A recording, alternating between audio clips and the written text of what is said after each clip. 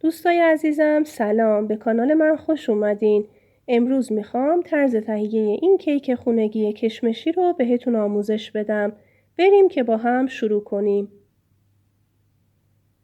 برای تهیه این کیک ما نیاز به 3 تا تخم مرغ داریم. همه تخم مرغا رو داخل یه ظرف بریزین. به اندازه یه قاشق مرباخوری وانیل و 1 لیوان شکر رو به موادتون اضافه کنین و شروع کنیم به هم زدن. به عنوان پیمانه من از لیوانای فرانسه دسته‌دار استفاده کردم.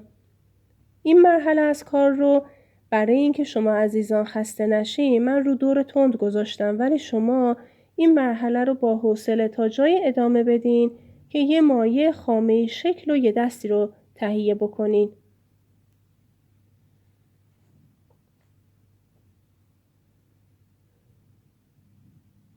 در ادامه نصف لیوان روغن مایع و 1 لیوان شیر رو به موادتون اضافه کنین و یه دور کوچولو با همزن هم بزنین.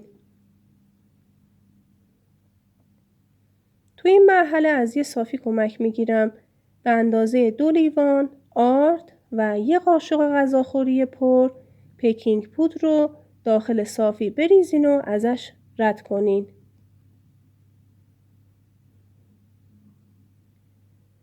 و شروع کنیم به هم زدن.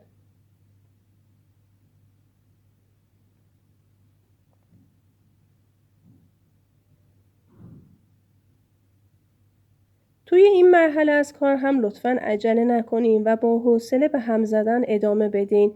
حتی موادی که به کناره‌های ظرفتون چسبیده رو به کمک همزن به موادتون اضافه کنین و یه مایع یه دست و صافی رو تهیه کنین. چون هر قدر مایعی که ما تهیه می‌کنیم یه دست و صاف باشه، کیفیت کیکمون خیلی بهتر خواهد بود.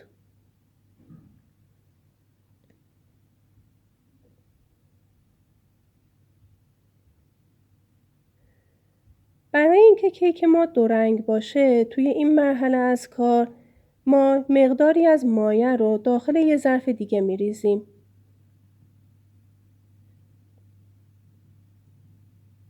اندازش مهم نیست، هر قدر که خودتون دوست داشته باشین میتونین از مایع سفیدتون بردارین.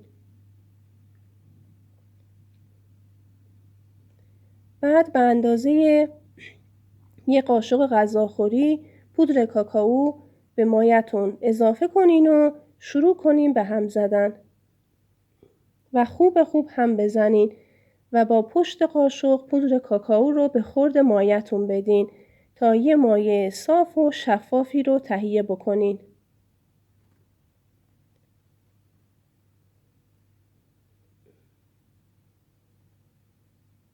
من برای کیکم این قالب رو در نظر گرفتم. در مرحله اول مایع سفید رو داخل قالبتون دورها دور قالبتون بریزین.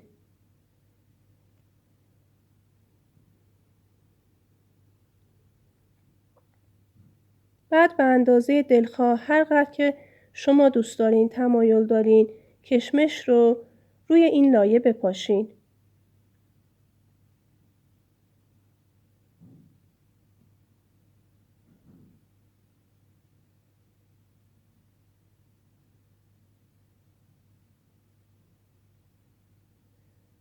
بعد مایع شکلاتی رو روی کشمش‌ها بریزین و همه کشمش‌ها رو با مایع شکلاتی بپوشونین. چون وقتی که کشمشامون بیرون از مایع شکلاتی وای میسته، موقعی که داخل فر قرار میدیم روی کشمشامون میسوزه. پس بهتره که مایع شکلاتی رو روی همه کشمش‌ها بریزین و بپوشونینشون. بعد کیکمون رو داخل فری که از قبل گرم کردیم در دمای 190 درجه به مدت 45 دقیقه بذاریم بپزه.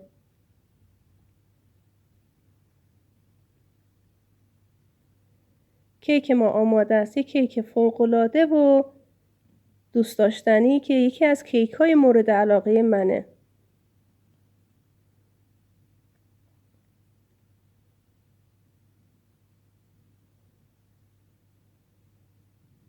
من کیکم رو از قالب در آوردم.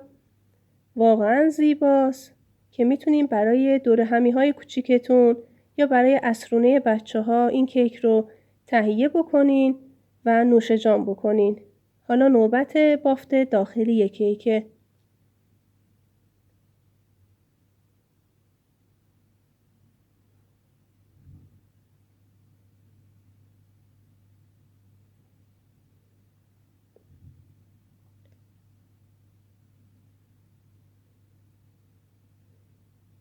عزیزان این قشنگی کیک رو میتونین از همینجا هم ببینین. فوق‌العاده است.